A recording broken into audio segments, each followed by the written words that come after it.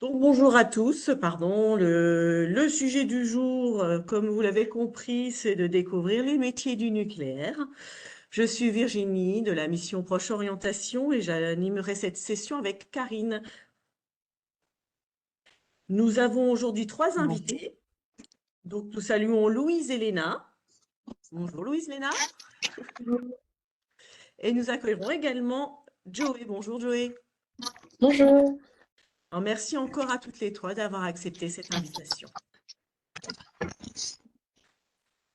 Avant de démarrer ce moment d'échange, en fait, je vous propose de plonger dans l'univers du nucléaire avec cette vidéo.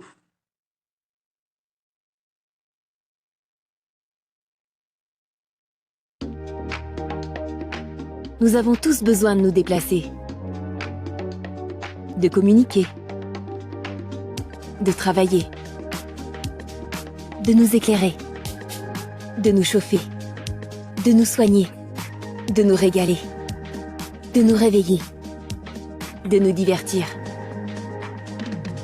de nous sentir bien, tout simplement. Excusez-moi, il y a eu un souci sur la vidéo. Nous avons tous besoin de nous déplacer, de communiquer, de travailler, de nous... Excusez-moi, il y a un souci. Est-ce que, Monsieur Quatennens, est-ce que vous pouvez couper votre micro, s'il vous plaît?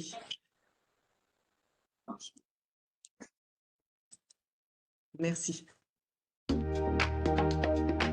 Nous avons tous besoin de nous déplacer,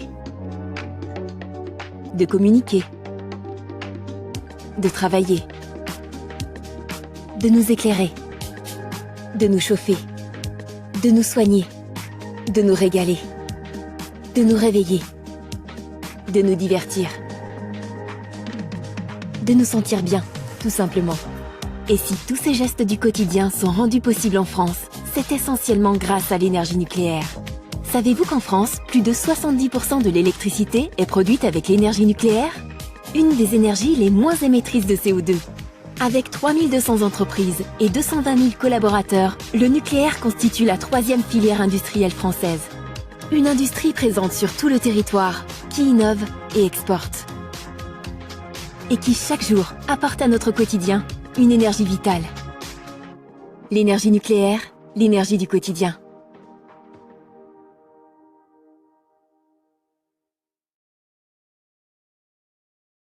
Alors, le nucléaire, de quoi parle-t-on? De quoi allons-nous parler aujourd'hui? Lorsqu'on pense au nucléaire, on pense surtout aux centrales. Vous savez, ces structures qui produisent de l'électricité comme EDF avec la centrale de Gravelines chez nous en Hauts-de-France. Mais ces installations qui sont emblématiques ne sont pas du tout les seuls atouts de l'industrie. Il y a aussi toutes ces usines qui participent à l'extraction de la matière première. Vous savez, c'est l'uranium, ce qu'on trouve dans les sous-sols. Il y a Framatome en Hauts-de-France. Il y a également des prestataires qui interviennent comme Omexom sur l'électricité. On dénombre en fait 360 entreprises dans notre région qui travaillent dans le nucléaire. Il y a également des institutions et des structures publiques qui travaillent surtout à la réglementation, à la sécurité nucléaire et plutôt aux enjeux énergétiques et technologiques. Et vous avez aussi la Marine nationale. Vous voyez, ça fait un vaste panel de structures qui pourraient être vos futurs employeurs et qui forment et qui recrutent.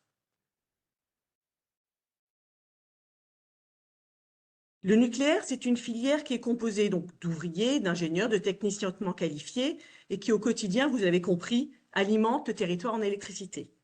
Ça représente en tout une centaine de métiers qui sont classés dans différentes familles. Alors, une partie pour l'exploitation et la maintenance des centrales. Vous trouvez des métiers comme électricien, chaudronnier, forgeron. Il y a également des métiers qui sont plutôt concernés par la construction des réacteurs. On pourrait dire des conducteurs de travaux, des dessinateurs projeteurs. Il y a aussi beaucoup de métiers d'ingénieurs. Toutes les formations sont adaptées aujourd'hui à secteurs spécifiques et de nombreux emplois sont à pourvoir dans notre région. Les emplois ils sont particulièrement à pourvoir pour la maintenance, par exemple, des centrales, donc nos centrales nucléaires. Il y a également beaucoup d'emplois dans le programme industriel national qui a été engagé par EDF pour prolonger la vie de nos centrales. Vous avez peut-être entendu parler de ce qu'on appelle le grand carénage, donc des grands projets Hauts-de-France. Et enfin, il y a aussi des emplois à pourvoir avec la construction des 2 nouveaux réacteurs que nous aurons bientôt au Grand Port Maritime de Dunkerque. C'est ce qu'on appelle les EPR. Alors, pour illustrer le nucléaire, on va parler plus particulièrement aujourd'hui des métiers exercés dans la centrale nucléaire de production d'électricité. Alors, on va faire simple pour que vous compreniez. Une centrale nucléaire, c'est une usine qui casse des cellules d'uranium, ce qu'on trouve donc à minerai dans le sol. Cela crée de la chaleur. La chaleur se transforme en vapeur. Elle fait tourner une turbine. En fait, un peu sur le principe de votre turbine de vélo, vous savez, de la dynamo qui fait la lumière sur votre vélo. Donc, tout cet environnement utilise beaucoup d'eau pour refroidir les réacteurs, mais on trouve aussi beaucoup de structures en béton à ultra performance. On trouve aussi des assemblages de métaux complexes, des circuits d'eau, des robinets et des réseaux d'électricité incroyables. Alors, pour comprendre tout ça, tout cet univers du nucléaire et des centrales nucléaires, il y a 2 vidéos que je vous recommande, mais que je vous laisserai aller voir par vous-même ou avec vos classes, parce qu'il y a une première vidéo assez sympa de Dr Nussman, vous connaissez peut-être, un influenceur, un YouTuber, influenceur sur la science. Donc, allez voir les vidéos de Dr Nussman ou de Thibaut InShape sur YouTube. On vous glisse les liens dans le commentaire ou on vous les remettra dans nos pages de proche orientation. Alors, s'il existe aujourd'hui beaucoup d'acteurs, comme je vous l'ai expliqué, l'un des plus importants en Hauts-de-France, chez nous, reste quand même la centrale de Gravelines. Et nos 3 témoins du jour y apprennent leur futur métier en tant qu'alternantes. Je vais leur donner la parole et surtout, n'hésitez pas, pendant tout le long de ce webinaire, à poser vos questions dans le chat. Nous prendrons le temps d'y répondre. Rebonjour, Louise et Léna. Ça va Bonjour. être à votre tour. Alors, vous allez intervenir en binôme parce qu'au-delà d'être amis dans la vie, vous suivez également le même parcours de formation à Dunkerque. Alors, racontez-nous comment, il y a 2 ans, vous avez fait ce choix de faire un bac pro en électricité. Bonjour déjà, tout a commencé du coup en 3e. On était tous les 2 dans le même collège. On devait choisir nos choix pour aller au lycée du coup. Et donc on a choisi nos choix. Moi qui étais électricité et toi, Non. pardon, esthétique. Et moi, un bac général ST2S dans la santé. Et en faisant nos stages De découverte, ça nous a pas plu. Donc du coup on a dû chercher une autre voie pour aller au lycée. et c'était dans notre journal, ça disait qu'ils recherchaient des femmes dans l'industrie. Donc on s'est intéressé et on a On a essayé. regardé ce qu'il y avait comme lycée dans les alentours qui proposait l'électricité. Donc, on a été à l'EPID faire une visite. Ça nous a plu. Donc, en seconde, on s'est inscrit à l'EPID en initiale. On faisait que du cours Et de l'atelier. et de l'atelier, du coup. Et à partir de la première, on a décidé grâce au stage, de le faire en alternance. On a fait des forums et au Mixum, ils recherchaient des femmes aussi en alternance. Du coup, ils ont été intéressés. Moi, mon premier stage, je l'ai fait dans le bâtiment. Ce premier Et stage, il était en seconde déjà, puisque votre cursus, c'est seconde, première, terminale, en pro. Les stages avaient déjà lieu en seconde pour découvrir les métiers? on avait en seconde, on a 6 semaines de stage. Ouais, c'est ça. Donc, on a 3 semaines et 3 semaines. Donc, mon premier stage, je l'ai fait moi dans le bâtiment. Ça m'a pas trop plu. Et mon second stage, je l'ai fait chez Omexom pour voir si ça me plaisait. Et ça m'a plu. Et du coup, je leur ai parlé. Et moi, j'ai fait un entretien et j'ai été prise aussi. Donc, du coup, on s'est toutes les deux retrouvées dans la même entreprise. Donc, du coup, c'est ça. Après la seconde, après avoir faire des premières matières techniques autour de l'électricité et fait des stages, vous avez trouvé toutes les deux finalement une opportunité d'alternance, puisque c'était ça l'idée du cursus qui suivait en première et terminale, de faire une alternance dans une entreprise. Donc, au Mexum, vous les rencontrez en stage, vous les rencontrez en salon, et après les entretiens, j'ai bien compris, ça passe. Oui. et vous rentrez en alternance pour une première, c'est ça? Alors, qu'est-ce que vous avez appris en presque là, si vous êtes en terminale toutes les deux, qu'avez-vous fait le long de cette année de première et terminale en alternance? Bah, en étant en alternance, je trouve qu'on apprend beaucoup plus qu'à l'école, car on est directement sur le terrain. Donc, je trouve que c'est beaucoup mieux que de rester en initiale. Et c'est aussi motivant, car à l'âge de 17 ans et 16 ans, on peut déjà avoir un salaire en étant à l'école. En tout cas, vous m'aviez dit, alors vous alternez en effet à la fois les cours classiques et une présence en entreprise au rythme de 2 semaines, c'est ça? Oui, c'est Ça, ça. Vous m'avez dit au départ, c'était quand même impressionnant, c'était pas si simple que ça. Ouais, parce que bah, du moi, coup, ouais. mon premier stage, 3 semaines. La première semaine, je voulais partir enfin, pour faire l'alternance. La deuxième semaine, je me disais que j'allais plus avoir mes vacances. Donc, je savais plus. Et la troisième semaine, j'ai dit, bah, c'est pas grave les vacances. On a quand même des Ouais, congés. on a des congés et puis on est payé. Puis on Donc en apprend fait, le métier. d'accord. Alors du coup, là aujourd'hui, vous êtes toujours en alternance chez Omexom. Comment ça se passe chaque jour? Racontez-nous. Donc vous êtes un peu en cours et les semaines où vous êtes en entreprise, vous êtes où? Comment ça se passe? Bon, on est soit à la centrale de nucléaire de Gravelines. Donc, le matin, quand on arrive, bah, déjà, on est toujours avec notre badge. On doit badger pour rentrer dans la centrale. Ensuite, on va directement à notre bureau. Nos chefs d'équipe nous donnent À nos équipes et nos tâches à réaliser dans la journée. Et après, bah, on parle un peu avec les équipes et après on va sur le terrain. Mais tout est toujours expliqué dans des dossiers. Il faut toujours avoir un dossier pour travailler. Tout est très sécurisé. Donc en fait, en première, vous m'aviez dit, vous êtes passé de simple câblage ou même en seconde, vous avez appris à faire des câblages électriques. Là, en passant en alternance avec Omexom, vous avez dit que vous êtes passé à des choses plus compliquées avec des gros crofts d'électricité. Qu'est-ce que vous faites au quotidien? Bah, en seconde, on faisait des simples prises, des interrupteurs. Maintenant, on est sur des platines, Des on fait coffrets. ouais, des coffrets, on fait du câblage bah, industriel. Bah, comme sur la photo derrière nous. On fait de la maintenance, on fait un peu de tout. En fait, vous réparez, vous dépannez, vous vérifiez. C'est vous qui êtes garant du bon fonctionnement de ce qui est l'électricité sur la zone sur laquelle vous êtes attribué. Oui, c'est ça. Vous m'avez dit aussi que vous travaillez sur des batteries, de la maintenance des gros transfos. Je crois que c'était sur la photo d'avant.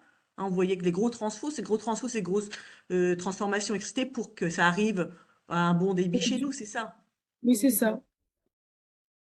Alors, qu'est-ce que vous aimez dans ces tâches que vous êtes encore en train d'apprendre?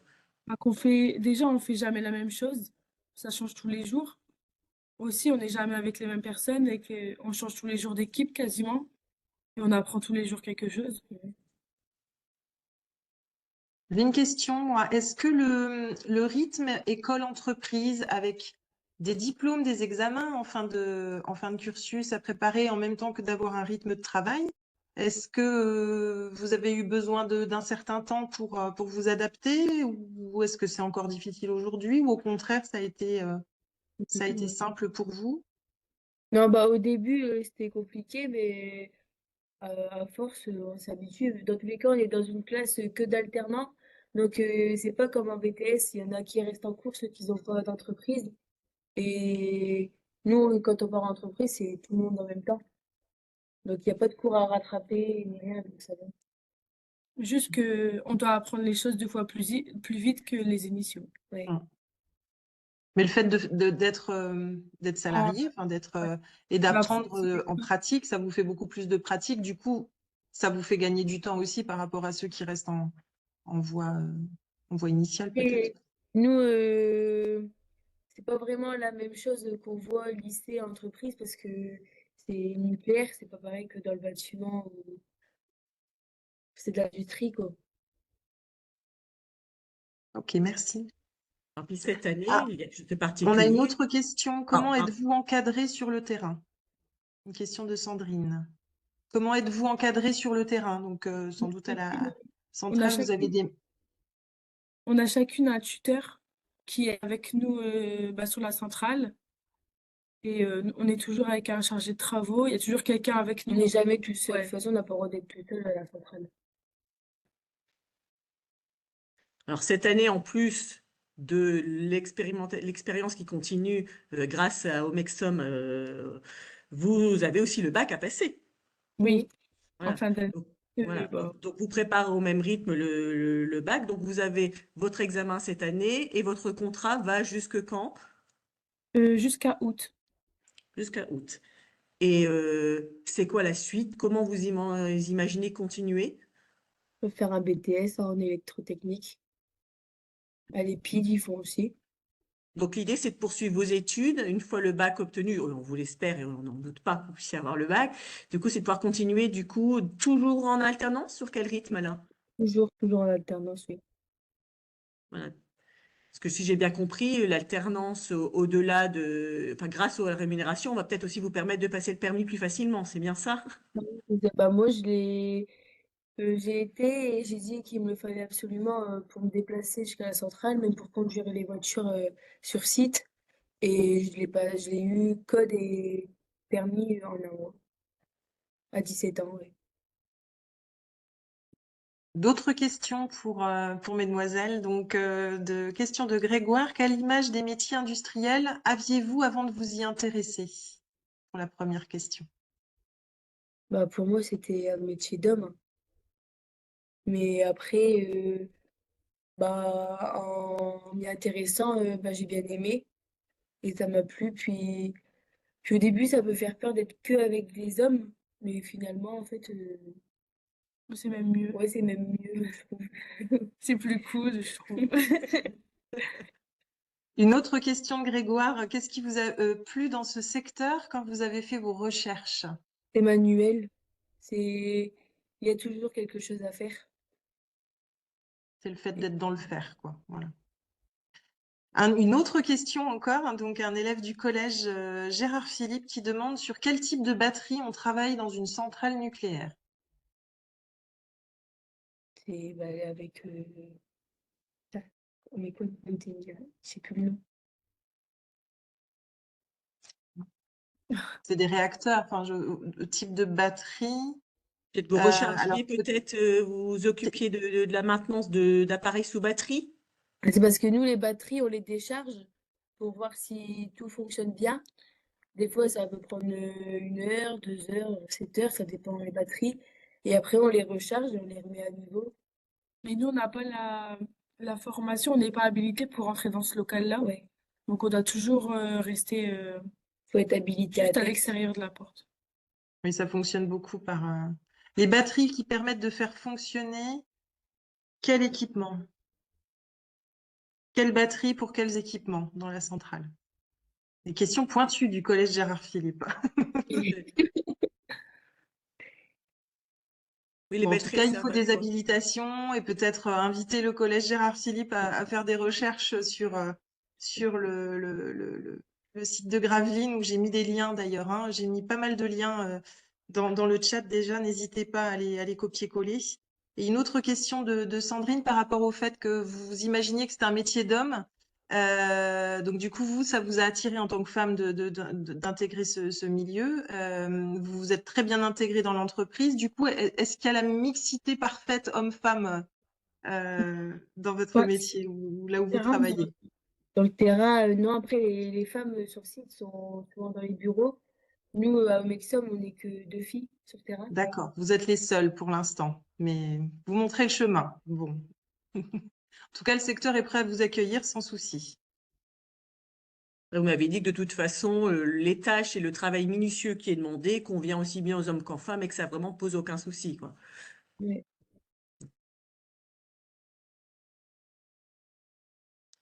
Est-ce qu'il y a d'autres questions pour Louise et Léna? On les a toutes posées. Ok. Bon, en tout cas, moi, ce que je retiens de votre expérience, Louise et Léna, et je vous l'avais dit quand on avait discuté, c'est que finalement, c'est grâce au cheminement que vous avez fait par les stages, par la découverte réelle du métier, c'est avec les échanges que vous avez eus lorsque vous êtes allé au forum pour vraiment découvrir les métiers de l'industrie à Dunkerque, vous m'avez dit, que vous avez pu discuter, échanger et qui vous a réorienté finalement vers une filière. Bon, vous connaissiez un petit peu, la centrale est tout près de chez vous, mais Oui. que vous ne connaissiez pas, vous n'aviez jamais fréquenté avant. Donc en fait, en testant, c'est ce que vous avez fait par vos stages, vous êtes arrivé sur une filière qui aujourd'hui vous plaît, puisque vous allez continuer dans l'électricité en plus. Bah, le mieux, c'est de faire des stages en troisième pour pas se tromper de voie pour le lycée. Même faire des stages pendant les vacances. Oui. Comme le propose, entre autres, Proche Orientation avec sa convention de stage. Quelle bonne transition. Merci beaucoup, les filles. Eh bien, merci beaucoup pour ce témoignage et puis, en tout cas, pour votre parcours qu'on vous souhaite poursuivre de manière aussi réussie. Donc, eh ben, avec l'échéance du mois de juin et après, on ne doute pas que vous puissiez retrouver un parcours enrichissant. Merci à toutes les deux. Merci, merci. Nous allons passer maintenant à un autre témoignage. On va passer la parole à Joé, qui est avec nous aussi, qui évolue également dans la centrale nucléaire de Gravelines, mais sur un tout autre métier. Donc, à ton Alors, tour, Joé, raconte-nous ton parcours, toi qui habites alors, en effet pas loin non plus de la centrale. non. Alors, bonjour à tous, je me présente, je m'appelle Louise Joé, j'ai 19 ans, je suis actuellement en deuxième année de BTS métier de l'eau au lycée Blaise Pascal de Logness. Alors, précédemment, j'ai obtenu mon bac STAV, donc pour les collégiens. Un bac STAV, c'est sciences, technologies, de l'agronomie et du vivant.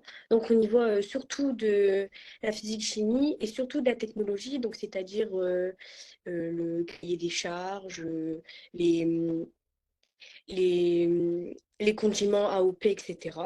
Donc, grâce à ce bac, le point fort en gros de mon bac, c'est la relation entre la théorie et la pratique, car j'ai beaucoup d'heures de laboratoire, ce qui m'a permis de me préparer à l'alternance. Donc, du coup, mon alternance, j'ai réussi à la trouver grâce au job meeting EDF qui se passe à Sportica. Mais cette année, je ne se passe plus à Sportica parce que Sportica est actuellement fermé. Donc, j'ai dû passer un premier entretien. Donc, c'est un peu une présélection des alternants. Où est-ce que c'était plutôt des questions RH avec une présentation, pourquoi je m'intéressais à ce BTS, etc. Et ensuite, on a une deuxième partie, donc un deuxième entretien un peu plus technique, où est-ce qu'on nous pose des questions par rapport à la centrale nucléaire, le groupe et pourquoi réellement j'aime l'alternance. Alors, du coup, juste pour rebondir, ils vous ont posé en effet des questions sur la centrale, mais il faut dire aussi que vous étiez déjà bien renseigné. Oui, voilà. En fait, depuis toute petite, du coup, j'habite à côté de la centrale. J'ai de la famille qui travaille à la centrale. Donc, on m'en parle beaucoup dans mon entourage, ce qui m'a permis de surtout m'orienter vers cette voie. Et grâce à mon bac STAV, on a beaucoup de semaines de stage. Donc, j'ai pu venir en amont découvrir le métier que je voulais faire. Et c'est ce qui m'a mis sur la voie. Et du coup, c'est ça, vous avez du coup, avec ces entretiens, vous avez été orienté vers, donc après votre bac qui était plutôt scientifique quand même, hein, mais concret, vous vous êtes orienté vers le un BTS qui avait beaucoup d'une prédominance de chimie, Oui, hein, une voilà. de vos matières préférées, si j'ai bien compris aussi. Oui. Donc, si vous voulez, je vais présenter, on va vous présenter ce qu'est ce BTS métier de l'eau que vous êtes encore en train de faire d'ailleurs. Oui.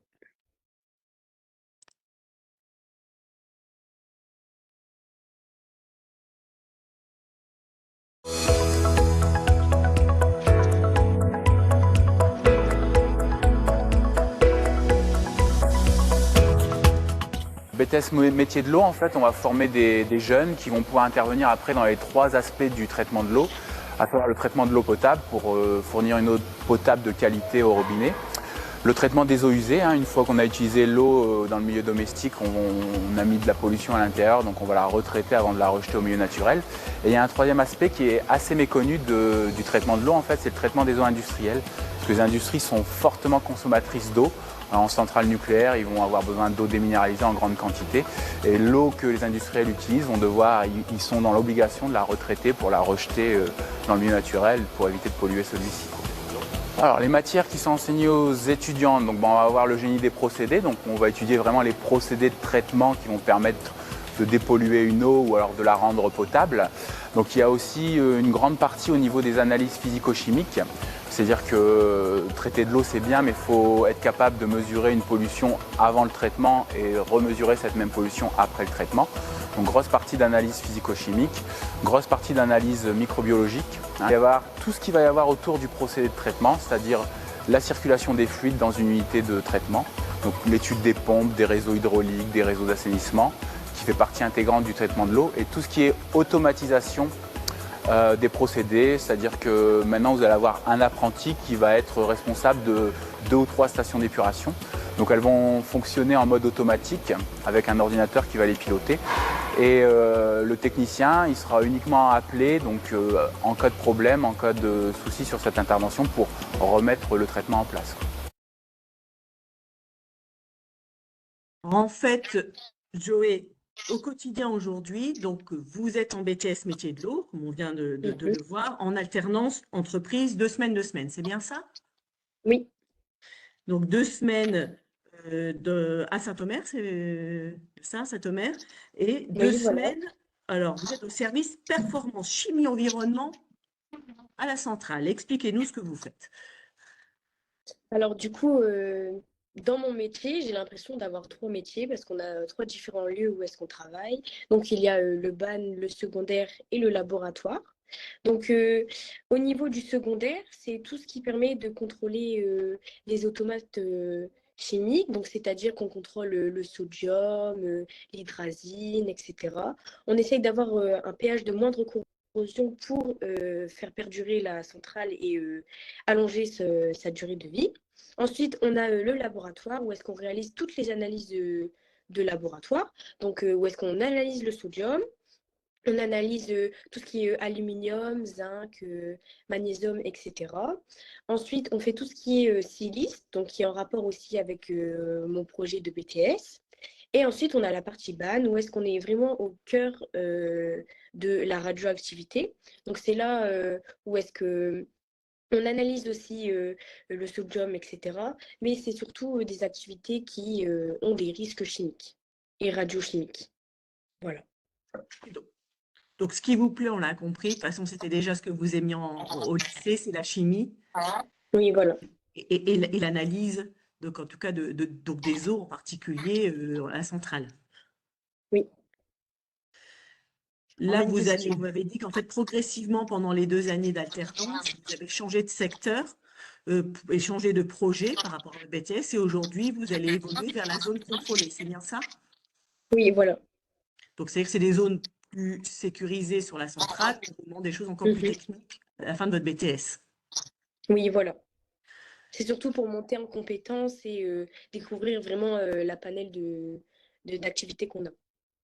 Alors, le BTS, comme pour Louise et Léna, pour vous, cette année est une année d'examen. Vous allez passer votre BTS au mois de juin, peut-être? Et quel est l'avenir? Que souhaitez-vous faire après? Alors après, je souhaiterais stopper mes études et travailler au sein de mon service à la centrale nucléaire. D'accord. Donc, l'idée, c'est d'aller vers un emploi à l'issue du BTS pour être donc technicienne de laboratoire. C'est bien ça? Exactement. Eh ben, c'est tout ce qu'on vous espère. Alors, on a une question sur la formation de Joé. Pourquoi un double diplôme BTS métier de l'eau, technicien chimie en alternance? En fait, la Alors, formation, c'est...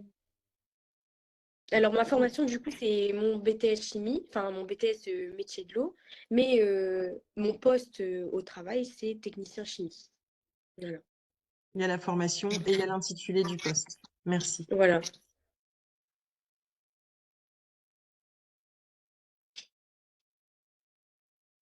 Pas d'autres questions pour Joé? Eh bien, merci beaucoup, Joé. Il n'y a de rien.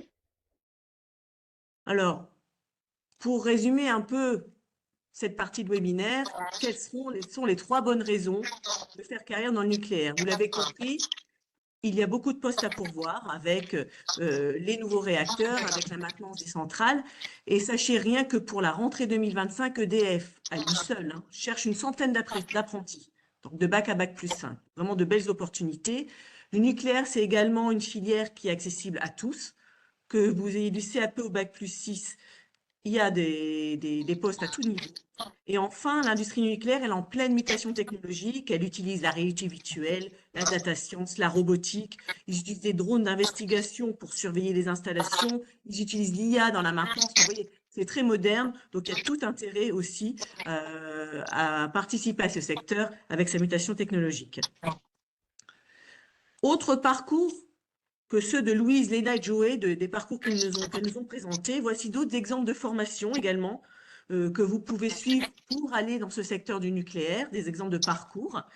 Sachez que pour certaines formations, des bourses sont proposées, donc des bourses qui peuvent financer vos études. Elles sont proposées par l'Université des métiers du nucléaire qui regroupe en fait les acteurs du secteur du nucléaire. En fait, pour améliorer l'attractivité de certains métiers, hein, comme électricien, chaudronnier, tuyauteur, il y a des aides qui peuvent être versées jusqu'à 600 € par mois. Donc, on vous glisse dans les commentaires le lien sur toutes ces informations, les opportunités, donc vers le site de l'Université des métiers du nucléaire. Il y a également d'autres façons encore de découvrir les métiers du nucléaire, puisque la filière bouge également et vous propose différentes opportunités. Alors en troisième, il y a Nucléophile, un projet dont peut-être vous avez entendu parler, qui permet des stages découvertes et des visites d'entreprise. Il y a également, à partir du lycée, le passeport nucléaire, qui est un ensemble de services à la fois pour vous aider en stage, retrouver des stages et de l'alternance dans le nucléaire, mais également dans certaines formations des Hauts-de-France, des cours spécifiques pour vous apprendre vraiment ce qu'est le domaine du nucléaire. Il sera pareil dans le commentaire, les liens pour retrouver les établissements des Hauts-de-France qui ont cette coloration, en tout cas ces petits modules nucléaires qui vous aident encore à mieux découvrir le secteur en lycée ou en études supérieures. Et enfin aussi, pour découvrir les métiers du nucléaire, il y a les services de proche orientation. Alors pour vous les élèves, eh ben, les filles vous en ont parlé tout à l'heure, hein, il y a les conventions de stage, proche orientation. Vous pouvez dès la 4e et pendant les études supérieures faire des stages pendant les vacances scolaires et donc le faire dans un secteur du nucléaire. Et pour vous, les enseignants, vous pouvez vous rapprocher de votre référente territoriale proche orientation pour faire intervenir, par exemple, des professionnels en classe pour qu'ils parlent de leur métier en tant qu'ambassadeur métier du nucléaire. Enfin, pour aller plus loin sur le sujet du nucléaire, on vous invite à consulter notre dossier spécial nucléaire en ligne sur le site de Proche Orientation, à consulter aussi les guides Que faire après la 3e, où vous trouverez toutes les formations et les options, et également les guides Que faire après le bac. Tout ça vous est confié en lien dans le chat. L'objectif, c'est de découvrir des métiers, de rencontrer des entreprises. Donc, on est dans l'actualité, hein. D'ici quelques semaines, il y aura la semaine des métiers du nucléaire. En Hauts-de-France, il y a 25 événements programmés. Donc, n'hésitez pas à vous déplacer et à aller à ces événements. Je pense, entre autres, hein, au 7 février à Gravelines, il y a un forum sur les métiers du nucléaire, les job dating organisés par EDF. N'hésitez pas à chercher l'événement qui est proche de chez vous sur le site Mon avenir dans le nucléaire pour voir quels sont les professionnels que vous pouvez rencontrer qui pourront, comme l'ont fait nos 3 témoins du jour, vous expliquer leur métier et quel pourrait être votre métier et vos études plus tard. Ce webinaire arrive à sa fin. Alors, merci encore à tous, à toutes, d'avoir participé, d'avoir témoigné, de nous avoir expliqué votre parcours. Vous retrouverez tous ces contenus dans le webinaire sur la chaîne YouTube de Proche Orientation et vous retrouverez également tous les liens que nous avons partagés avec tous les acteurs de ce secteur sur le site de Proche Orientation. Je vous invite à noter la prochaine date, notre prochain rendez-vous. Donc, ce n'est pas pour tout de suite, c'est après les vacances au mois de mars. On parlera cette fois-ci des métiers de l'égalité homme-femme et des formations et des métiers. Et d'ici là, je souhaite une bonne après-midi à tous et n'hésitez pas à nous contacter sur Proche Orientation pour toute question. Bon après-midi.